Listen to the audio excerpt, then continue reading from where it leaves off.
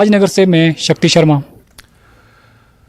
लद्दाख के LG doctor BD Mishra ने ईरानी supreme leader के हिंदुस्तान के लिए नुमाइंदे आगा मेहदी मेहदवीपुरी के हमराह करगिल में हज हाउस और ऑफिस का इफ्तिताह किया।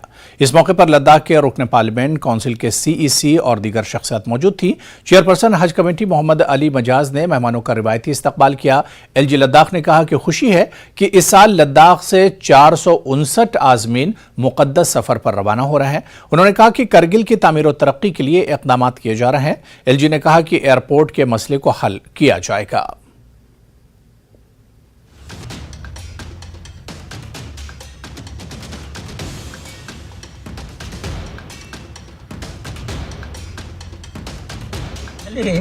एक लॉटरी सिस्टम होता था। यहाँ के हमारे लोग कहते थे कि हमको जाना है तो फिर कहीं जाएंगे वहाँ लॉटरी होगा, और लॉटरी में किसका नाम आया वो तो खुश है, लेकिन कई लोगों का नाम नहीं भी आता था। अभी यहाँ हमारे यहाँ पूरी सुविधाएं हो गई हैं, सब फैसिलिटी है। यहीं पर पासपोर्ट बन गया, यहाँ पर उनकी एक कमेटी बन गई, हमारा एक ऑफिस बन गया और सबको इसमें जाने का मौका मिला। तो ऐसा पहली बार कहीं पूरे हिंदुस्तान में पहली बार हुआ है कि जितने लोगों ने एप्लीकेशन दी किसी भी स्टेट में, 28 स्टेट है, 8 हमारे यहाँ यूनियन टेरिटरी कि जितने लोगों ने एप्लीकेशन दिया सब जा रहे हैं। तो इससे बड़ी खुशी क्या होगी, हमको बहुत खुशी है। आलमी यौम माहौलियात पर हर साल 5 जून को मनाया जाता है। दुनिया में माहौलियाती तब्दीली और आलूदगी बड़ा चैलेंज बन चुका है। वहीं हिंदुस्तान और जम्मू कश्मीर में भी माहौलियाती तब्दीली से बुरे असरात मुरतब हो रहे हैं। कश्मीर में सैर तफरी पर आए हुए मुल्की और गैर मुल्की सयाह कश्मीर को माहौलियाती आलूदगी से बचाने पर जोर देते हैं। सयाह कहते हैं कि मुल्क की दीगर रियासतों के बरक्स कश्मीर अभी माहौलियाती आलूदगी से कुछ हद तक साफ और पाक है। ताहम अगर माहौलियाती तब्दीली और आलूदगी पर बरवक्त कंट्रोल नहीं किया गया तो आने वाले वक्त में कश्मीर को जन्नत नहीं कहा जाएगा, बल्कि आने वाले वक्त में सांस लेने के लिए हवा भी खरीदनी पड़ेगी। सयाहों ने खास बातचीत की हमारे नुमाइंदे मुनीर हुसैन हुर्रा ने।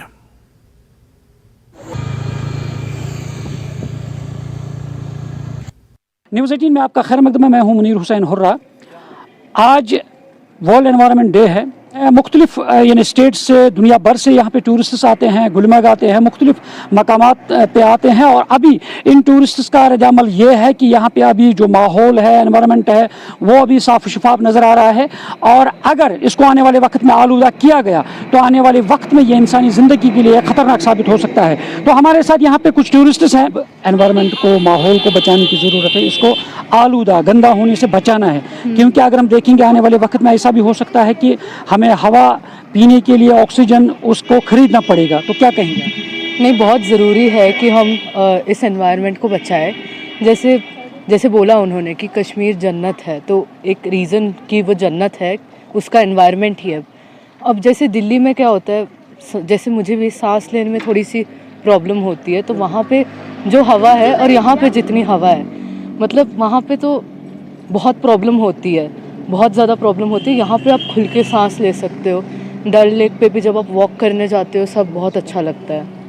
तो बहुत ज़्यादा ज़रूरी है कि हम इस चीज़ को कंजर्व करें, क्योंकि जब हम वहाँ से यहाँ आ रहे तो लगता है कि काश वो जगह भी ऐसी ही होती, काश वहाँ पर भी हम खुल के सांस ले पाते। बहुत अच्छा लगता अगर वैसा ही होता तो। जी, एनवायरनमेंट का बचाना तो ज़रूरी है, नहीं तो आने वाली पीढ़ियों को हम क्या दे के जाएंगे, उनको बस रोग दे के ही जाएंगे। बहुत तरह का डिजीज जाएंगे, सांस की प्रॉब्लम होती है, इसकी वजह से बहुत सारे बीमारियां होती है और इसको बचाने की ज़रूरत है। नहीं तो आने वाली टाइम में हम जैसे कश्मीर को जन्नत बोलते हैं, शायद हम ना बोल पाए वो चीज़, लेकिन इसको बचाने की सबकी ज़रूरत है।